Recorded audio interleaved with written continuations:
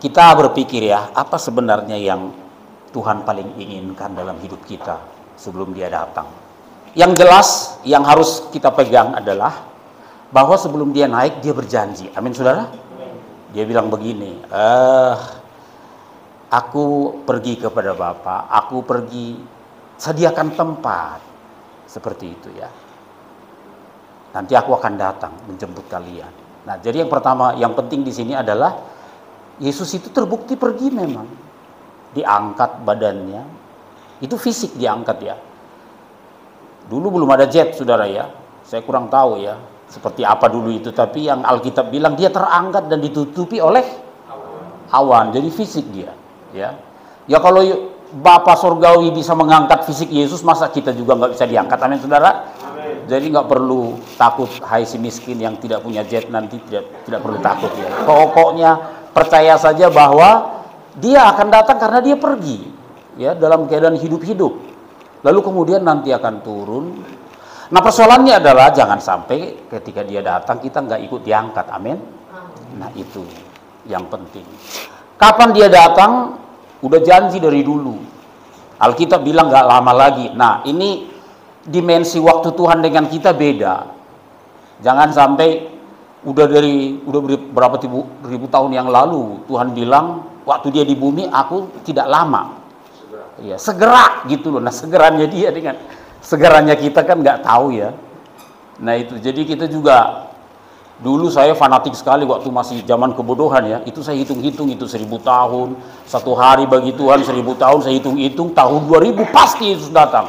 Wow, waktu itu saya sudah khotbah sebelum tahun 2000, amin. Oh, itu saya paksa-paksa orang percaya, saudara. Pas mau tahun 2000 itu makin menguduskan diri kita, saudara. Ya. Jemaat kita suruh fanatik. Dan banyak orang itu yang pergi ke, dulu ada itu satu tim dari keyakinan kami, dulu kumpulin jemaatnya pergi ke puncak, menyongsong bukan kedatangan, tapi diterbangkan ke padang gurun. Enggak terbang-terbang, saudara. Ya. Darahnya mereka balik dan kami salami kembali, selamat datang kembali. Nah, ini dulu begitu ya. Nah, tapi kan itu belum tahun 2000 ya. Nah, kalau saya masih fanatik dengan tahun 2000-nya. Menjelang tahun 2000 ini kok nggak ada tanda-tanda ya, gitu loh. Lewat tahun 2000, gimana? Berarti harus cek ulang ini apa artinya itu kan begitu kan. Nah, itulah kebodohan kita, amin. Tapi kita percaya karena pengetahuan akan bertambah. Kata Tuhan di kitab Daniel, pengetahuan itu akan bertambah. Jadi kita nggak perlu khawatir. Makanya gini, harus rajin belajar ya, gali terus. Nah, di bumi ini ada banyak sekali agama, Bapak Ibu. Banyak keyakinan. Ya. Semua itu meyakini punya prinsip supernatural, bahwa ada satu kekuatan di luar kekuatan yang kita miliki itu, yang disebut Tuhan. Nah, dari sekian banyak agama ini ada 3 agama yang berhubungan satu dengan lain. Nah, kalau pada umumnya disebut itu dengan istilah agama samawi. Agama samawi itu dimulai dari agama Yahudi ya. Agama Yahudi. Nah, lalu kemudian muncullah ketika Yesus datang, muncullah agama yang percaya bahwa Yesus adalah Tuhan, itu agama Kristen. Lalu setelah itu, abad ke-7 Masehi, muncul satu kekuatan baru yang sebenarnya dipengaruhi kekristenan sebenarnya. Ya, Nabi Muhammad itu sangat kuat erat hubungannya dengan pamannya yang pendeta. Ya, jadi dia awalnya itu punya keyakinan, makanya di kitab mereka itu dipercayai Yesus sebagai nabi, tapi tidak Tuhan tentunya ya, sangat hormat. Nah, 3 agama ini sekarang sedang diproses Tuhan luar biasa, karena sebenarnya kita menyembah Tuhan yang satu sebenarnya. Ya, cuman karena gairah agama itu kadang-kadang dinamis ya, sehingga bisa saling bermusuhan. Justru agama lain nggak pernah kita musuhin. Nah, 3 agama yang dekat ini yang justru saling bergesekan. Ada istilah berkata bahwa bambu yang dekat yang saling bergesekan ya. Nah, itu yang terjadi ya. Nah, apa sebenarnya yang dituntut dalam 3 agama ini? Agama ini sedang diproses oleh Tuhan. Yahudi itu diproses habis-habisan. Ya. Habis-habisan diproses oleh Tuhan. Ada sejarah mencatat bagaimana dibentuk Tuhan mereka. Lalu kemudian Kristen. Nah, Kristen ini sekarang sedang diproses sehingga bermuara kepada dua arah ya. Bermuara kepada 2 arah. Kita ini sekarang lagi digojlok oleh dunia ini ya. Mayoritas sekarang kekristenan sudah digiring ke apa namanya materialisme ya. Lebih cinta kepada tetap Tuhan fokusnya, tapi lebih cinta kepada berkat Tuhannya daripada Tuhan itu sendiri. Nah, ini masalah ini ya. Sangat sedikit yang fokusnya kepada Tuhan. Kebanyakan kekristenan sekarang ya materialisme ya. Mencari berkat Tuhan. Nah, lalu kemudian di agama yang datang kemudian juga sekarang bermuara kepada 2 arah juga ya. Arah yang pertama sangat fanatik sehingga bawaannya marah terus ya. Emosi. Pokoknya berbeda dengan saya pancung ya. Kafir seperti itu ya. Tapi sebagian lagi justru semakin saleh ya. Kadang-kadang kesalehan yang kelompok yang ini itu lebih saleh dari Kristen. Ya, saya banyak amati mereka, hidup mereka ya. Nah, dari mana ajaran kesalehan ini muncul? Nah, kita akan lihat DNA dari ketiga agama ini, kesamaannya di mana. Itu sebenarnya yang harus kita perjuangkan ya.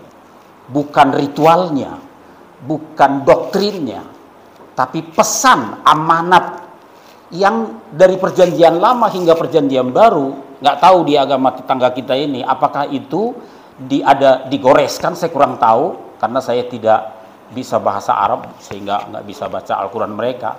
Tapi yang saya tahu bahwa mereka pun mengajarkan itu ya. Apa itu?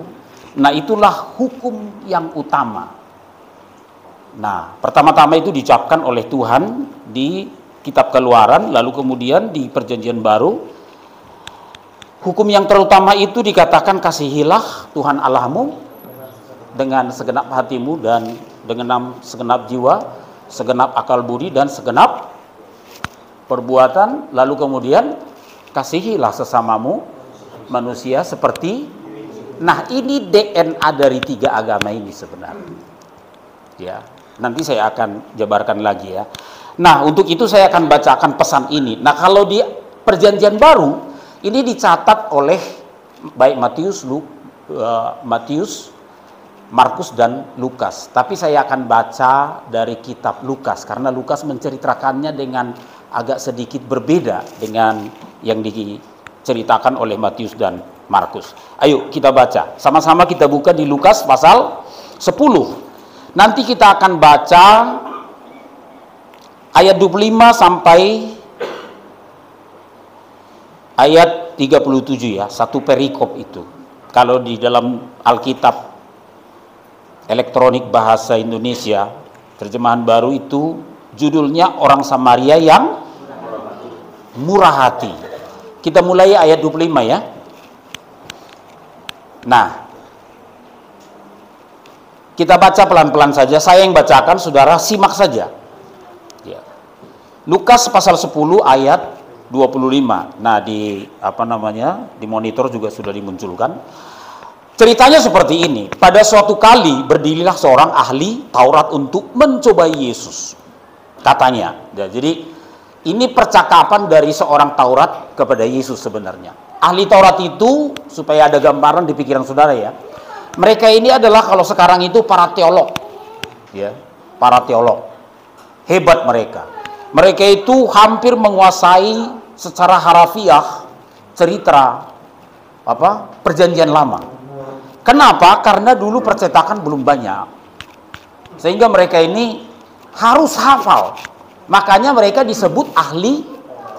Kenapa sampai ada sebutan ahli Taurat? Karena memang mereka ini pada dasarnya orang-orang jenius yang bisa menghafal dan bisa mengucapkannya dengan baik, mengajarkannya, ya.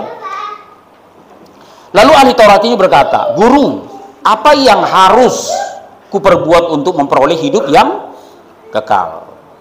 Jawab Yesus kepadanya, "Apa yang tertulis dalam hukum Taurat?" Nah, karena Yesus menganggap bahwa dia pasti tahu, ya. "Apa yang kau baca di sana?" Nah, jawab orang ini dengan bangganya, karena dia jago, ya. Jawab orang itu, "Kasihilah Tuhan Allahmu dengan segenap hatimu, dan dengan segenap jiwamu, dan dengan segenap kekuatanmu, dan dengan segenap akal budimu, dan kasihilah sesamamu manusia seperti dirimu sendiri." Lalu kata Yesus kepadanya, "Jawabmu itu benar." Lalu ini yang menjadi unik, "Perbuatlah demikian, maka engkau akan hidup." Tetapi untuk membenarkan dirinya, nah ini tersinggung ini orang, ya. Padahal Tuhan tidak bilang kau nggak berbuat, cuman dinasehatin doang. Itulah kalau orang hidupnya nggak beres, amin saudara. Padahal Yesus cuman bilang perbuatlah demikian, dia tersinggung. Ini nyindir saya ini, begitu ya, tertuduh, ya. Lalu, tapi lalu ia membenarkan dirinya, ya, berkata kepada Yesus, "Dan siapakah sesamaku manusia?" Nah, lalu Yesus menjawabnya dengan mengisahkan satu cerita, ya. Jawab Yesus, "Adalah seorang yang turun dari Yerusalem ke Yeriko. Ia jatuh ke tangan penyamun-penyamun yang bukan saja merampoknya habis-habisan, tetapi yang juga memukulnya, dan yang sesudah itu pergi meninggalkannya setengah mati. Kebetulan ada seorang imam turun melalui jalan itu." Nah, ini imam. Ada imam.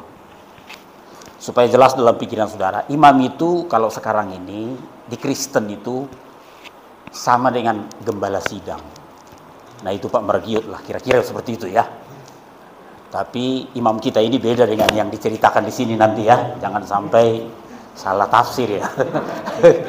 Jadi kalau di Bait Allah dulu, mereka ini adalah orang yang sangat dihormati. Karena apa?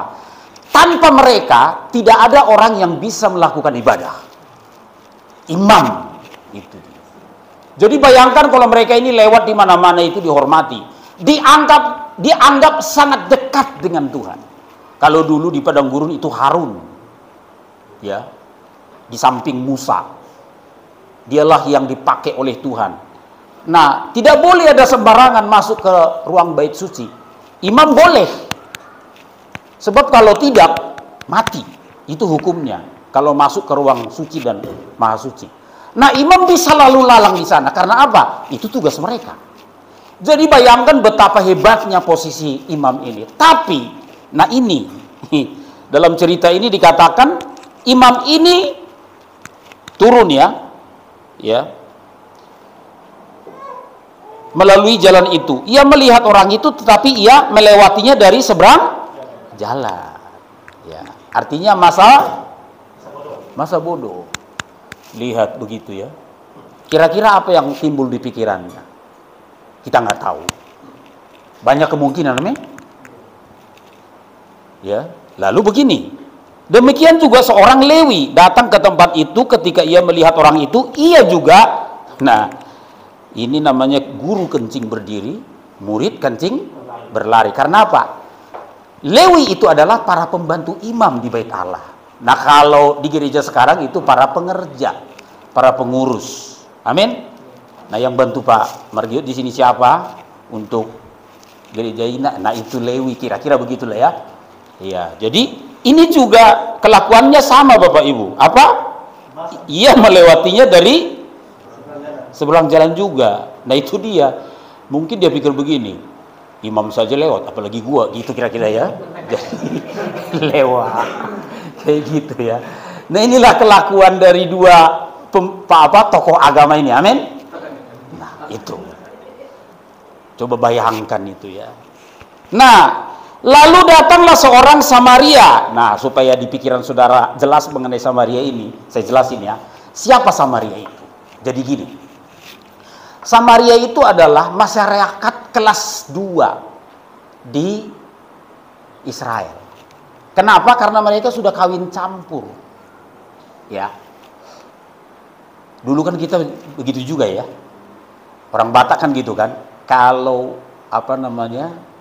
kawin sesama suku, wah agak hebat ya, karena klop semua kan. Adatnya seperti apa. Coba kalau lain ke suku lain gitu loh. Kalau dulu dale gitu istilahnya ya. Saya juga kurang tahu apa arti dale, kok disebut dale yang gitu-gitu ya. Makanya karena kadang-kadang terpaksa dibuatlah marga dan dipestakan itu gitu loh. Nah, saya ini kawin kan bukan dengan Batak ya. Jadi saya agak jarang pulang supaya jangan dipaksa bikin marga. Amin, saudara. Jadi kira-kira seperti itulah ya.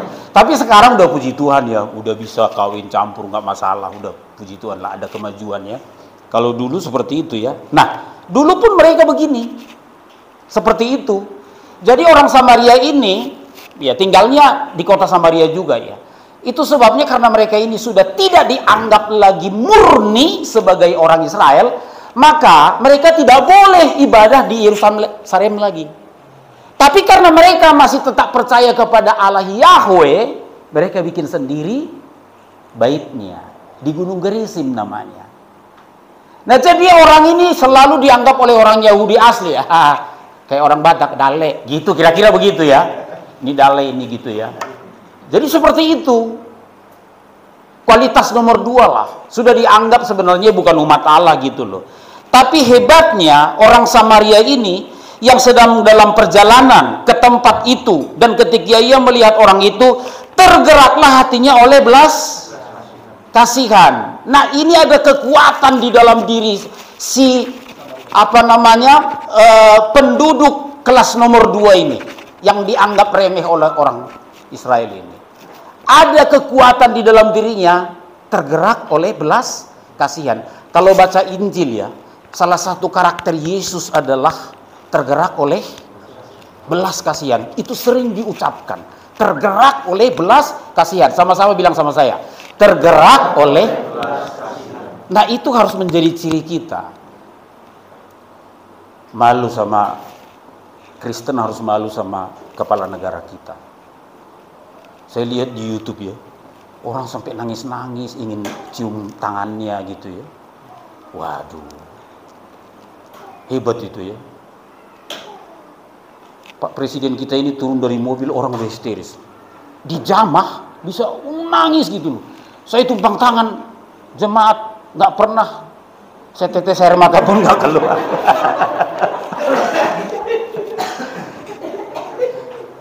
Tahu nggak kenapa itu? Coba jawab saya. Padahal saya berdoa tiap hari, amin. Udahlah, ngaku aja lah. Ya. Ini boleh rekaman ini sampaikan kepada pendeta ya. Udah digoyang-goyang, tetap aja bandel gitu. Ini Jokowi cuma buka kaca, waduh, gitu ya. Itu karena apa? Karena ada kekuatan ya seperti ini. Karena dia adalah orang yang suka tergerak oleh belas kasihan. Semua kepala negara nggak berani masuk ke pedalaman Papua. Ini dia masuk. Nggak ada yang tembak dia di sana. Karena apa? Mata orang beda melihat dia. Dia bukan sosok pemimpin yang menjaga pakaiannya, yang menjaga stylenya. Dulu saya nggak remeh dengan orang ini. Waktu saya dulu mula-mula dia calon gubernur di DKI ya, udah medok Jawanya, badannya nggak keren gitu ya, jungkring gitu ya. Ini gimana? Kalau ngomong kayak masyarakat biasa, ayo jadi kasih sepedanya gitu-gitu ya. Nggak ada sama sekali bawa gitu loh. Jadi di otak saya, aduh gimana ini masa depan negara kita gitu ya. Nah itu berarti otak saya yang salah, amin. Karena kenyataannya dialah yang mengangkat negara kita ini sekarang ya. Nah ayo kita malu ya. Ya, mungkin karena Yesus sudah terlalu lama naik ke surga, sehingga kita tidak terlalu tersentuh lagi dengan ajarannya. Jadi Tuhan kirimlah kepala negara begini untuk orang Kristen supaya malu, amin saudara. Ya, karena kita sudah tidak lagi menghidupi perintah ini, tergerak oleh belas kasihan. Kenapa jadi agama lain yang menghidupinya? Itu yang saya bilang tadi. Ya, Memang kalau saya khotbah ya begini, agak aneh-aneh, lari-lari khotbahnya. Ya. Kok jadi agak ragu-ragu orang dengar, tapi dengerin aja sampai akhir nanti. Pasti amin, amin saudara. Jadi nggak usah ragu, amin. Nikmati saja ya. Nah, lalu tergeraklah hatinya oleh belas kasih. Nah, ini yang dia lakukan. Ia pergi kepadanya lalu membalut luka-lukanya. Sesudah ia menyiraminya dengan minyak dan anggur, kemudian ia menaikkan orang itu ke atas keledai tunggangannya sendiri, lalu membawanya ke tempat penginapan dan merawatnya. Hebatnya tidak cukup seperti itu ya. Dikatakan begini, keesokan harinya ia menyerahkan 2 dinar kepada pemilik penginapan itu, katanya, rawatlah dia, dan jika kau, tolong Pak Pendeta, Pak Gembala,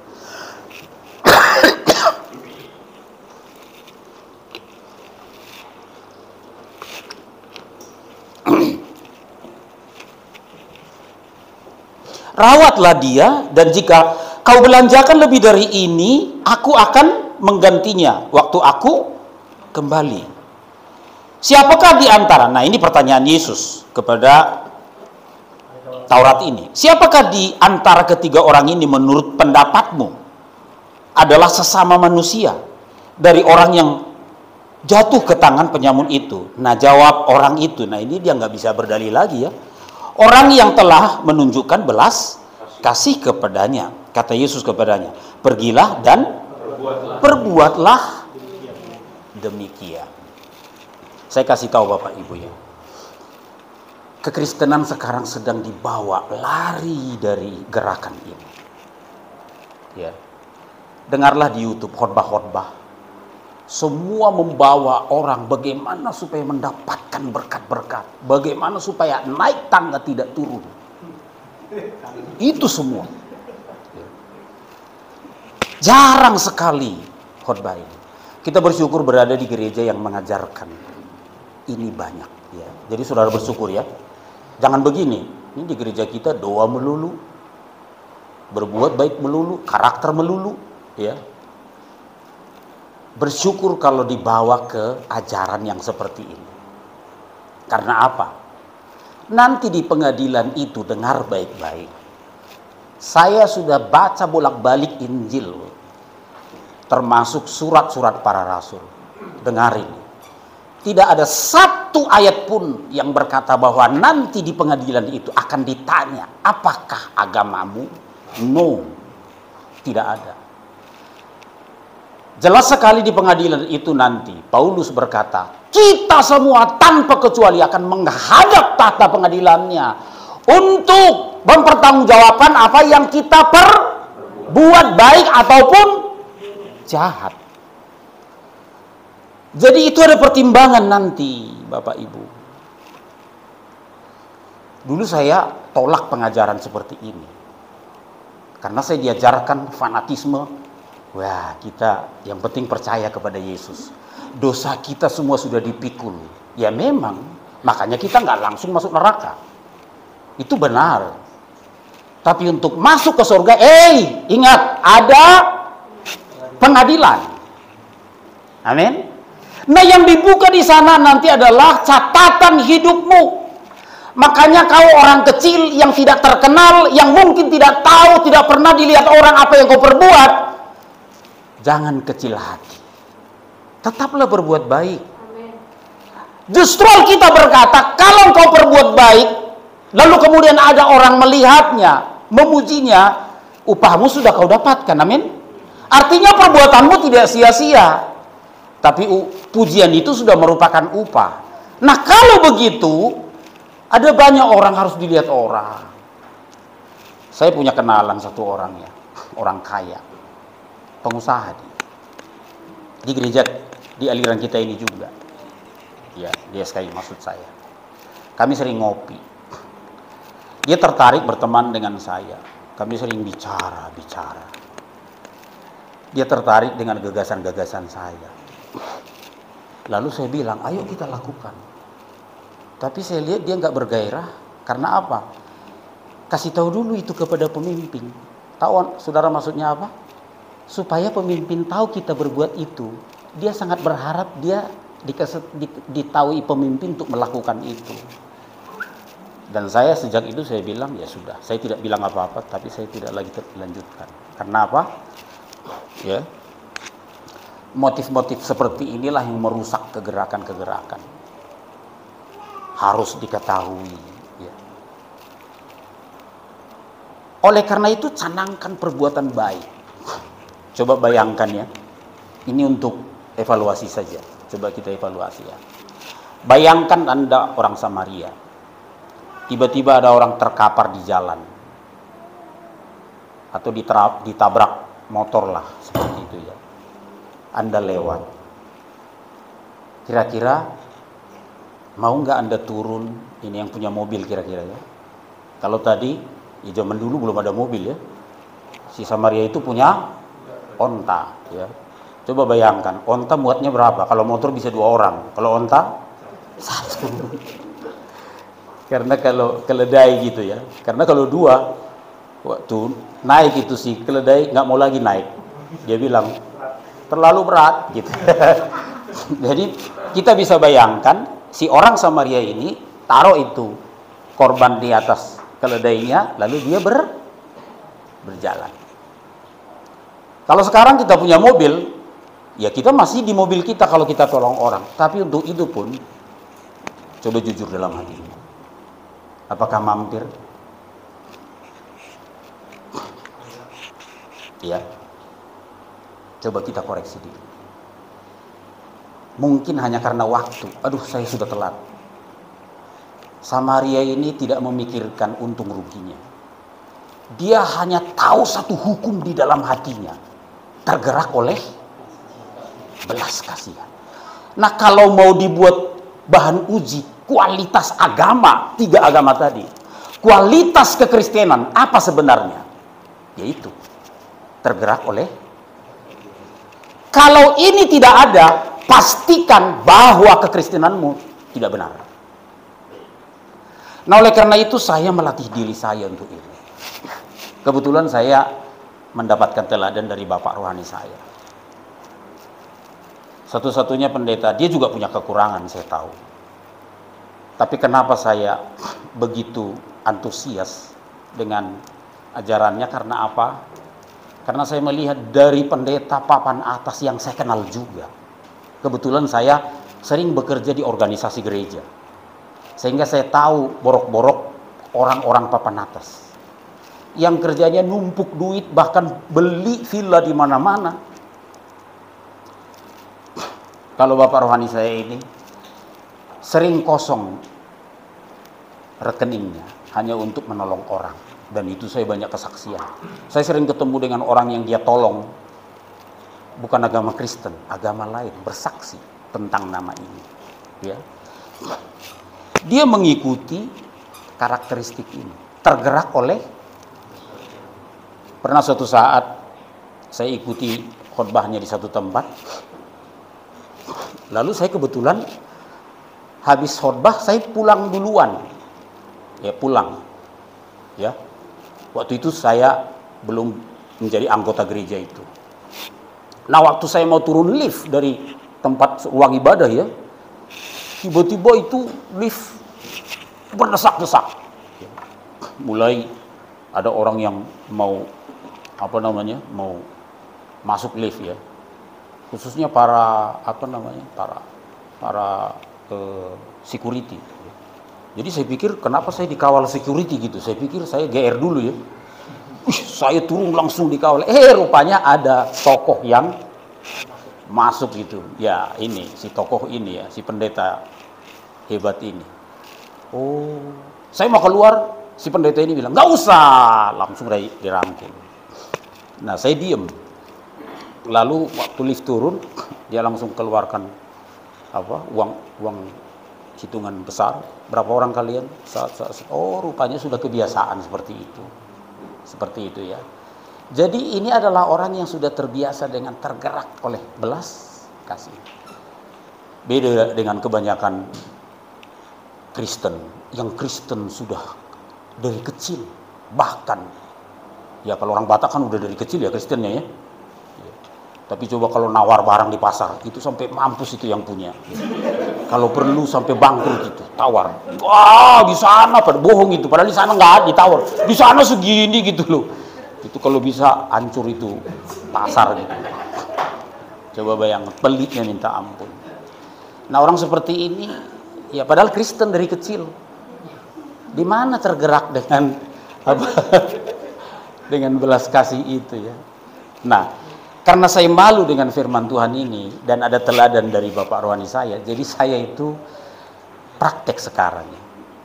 Jadi saya sudah, ya sekarang kan sudah pakai kartu kalau belanja ya. Nah, tapi saya suka sediakan uang cash. Kalau jalan pagi, lihat ada tukang jamu, setiap kali lewat saya lihat kok nggak ada yang beli gitu ya. Kadang-kadang saya udah lewat, itu Roh Kudus bicara, mundur. Nah itu dilatih, ya. Ambil 100.000, saya bilang, Bu, jual apa jamu, gitu loh. Saya kasih 100.000, uang kecil aja, enggak, ini untuk ibu, saya pergi, seperti itu ya. Alhamdulillah, gitu ya ngomongnya ya, jadi gitu ya. Nah kita kan, apa namanya ya, itu di rumah saya bisa enak tidur, ya. Pernah saya keraskan hati saya pergi, itu jadi hantu terus ya. Nah saya ikuti ini, saya latih. Nah saya kasih tahu Bapak Ibu, ya, hanya itu yang bisa saya lakukan. Saya nggak bisa seperti Bapak rohani saya sampai bisa kasih 30 juta, 1 M untuk melakukan apa-apa gitu loh. Ya kalau 100.000 ya. Kemarin itu saya lihat ada orang. Pagi-pagi saya jalan ya, karena apartemen saya itu ada sungai di depannya itu ya. Nah di pinggir jalan itu ada trotoar gitu ya. Nah waktu saya jalan pulang saya lihat ada satu orang yang tukang gerobak ya, tidur di situ. Pulas banget tidurnya. Coba bayangkan, kita udah di ruang ber-AC, tanpa suara, mata terus melotot, menghayal terus. Gitu. Nggak bisa tidur. Karena apa yang di otaknya? Kapan ganti mobil? Tetangga saya, waduh seri baru, aduh saya kenal potnya udah kasar, gitu terus, nggak bisa.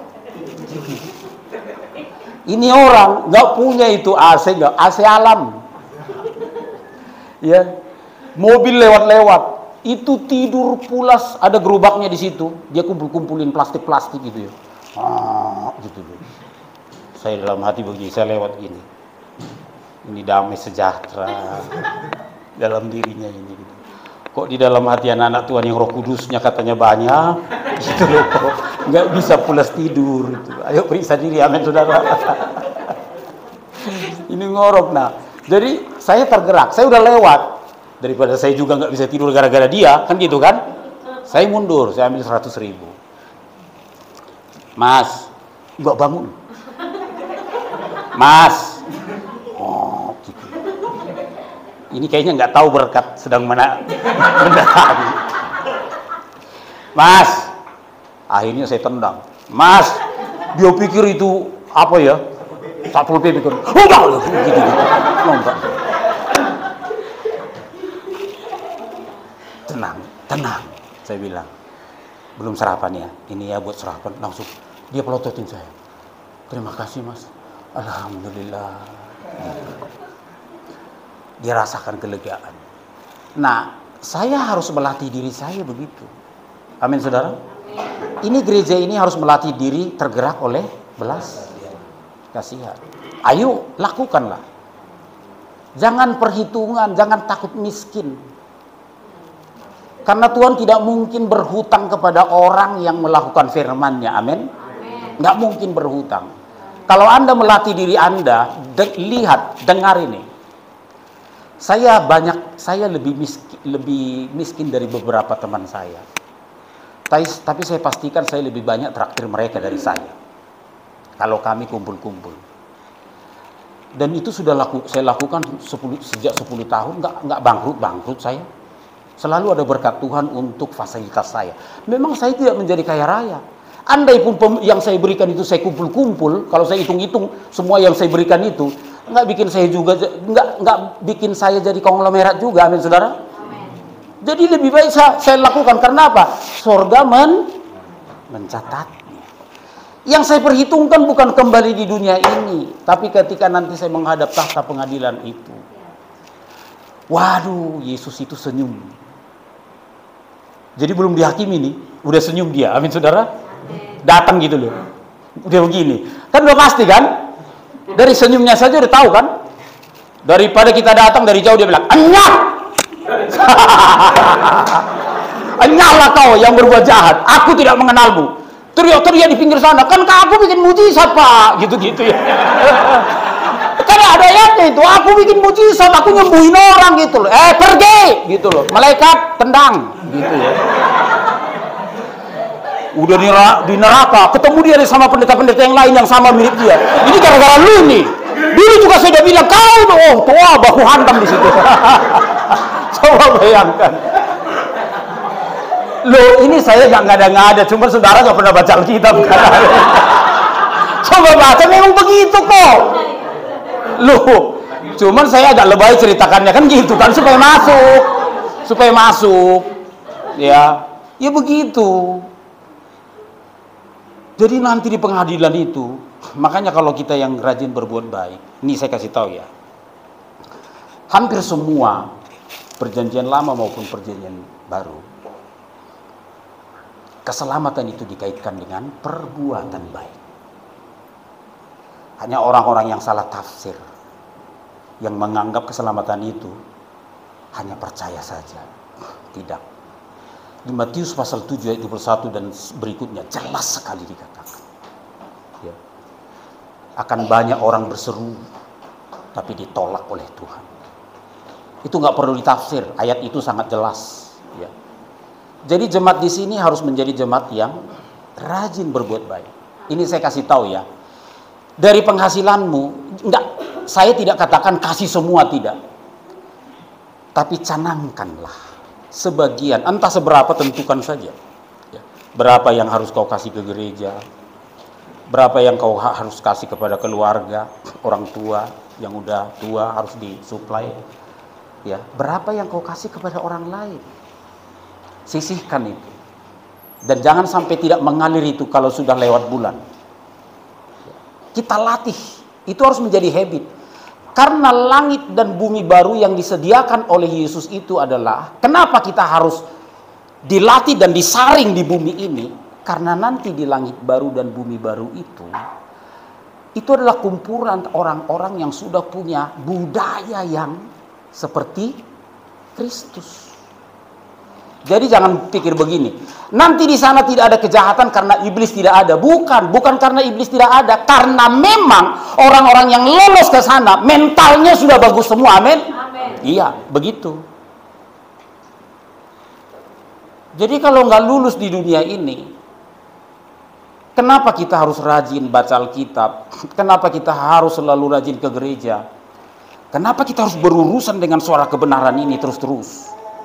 Supaya kita diingatkan terus, diajari, dan praktek setiap hari. Karena kesempatan kita ini hanya waktu kita hidup ini. Amin Bapak Ibu. Ayo ukur hidup masing-masing. Paling lama berapa tahun? 80-an. Ya. Ayo ukur saja berapa tahun lagi. Kerja keras. Ya, berbahagialah orang-orang yang muda ya. Ya. Masih banyak kurun waktu. Saya terpikir begini ya, kok Yesus bisa menjadi manusia yang tanpa dosa? Kenapa bisa dia? Ya, dia mengosongkan dirinya dan menjadi manusia. Kok bisa dia lulus dari semua ujian yang dilakukan iblis? Kenapa ya? Padahal dia orang hebat. Membuktikan dia hebat, baca kitab Lukas. Kalau nggak salah di pasal 12. Masa remaja Yesus, umur 12 tahun. Ahli Taurat semua kalah dibuat oleh dia bersoal jawab. Berarti dia sangat jenius waktu itu. Memang masa kecil Yesus sampai usia 30 tahun itu misteri. Tapi dalam misteri itu saya coba renungkan apa yang dilakukan oleh Yesus sejak kecilnya. Ini hebatnya Maria dan Yusuf. Saya bayangkan begini ya, pastilah orang tuanya sudah berkata kepada Yesus ketika dia kecil, "Anakku, tugasmu berat. Waktu kau lahir, begini-begini ceritanya. Jadi jangan pernah sentuh hal yang tidak baik. Ada tugas berat di kepalamu, di pundakmu yang diberikan oleh Tuhan." Maria pasti berperan penting dan Yusuf, ya, untuk mencetak pribadi anak ini menjadi orang yang luar biasa. Nah, orang-orang tua saya titip pesan, anakmu, tanggung jawabmu menjadi seperti apa mereka di kemudian hari, ya. Ini penting sekali. Menjadi seperti apa mereka tergantung kepada kita. Nah, mari kita nikmati firman Tuhan hari ini, ya. Ayo tetapkanlah jemaat ini menjadi jemaat yang orang-orangnya adalah orang-orang yang mudah tergerak oleh belas kasihan. Mari kita tundukkan kepala, kita berdoa.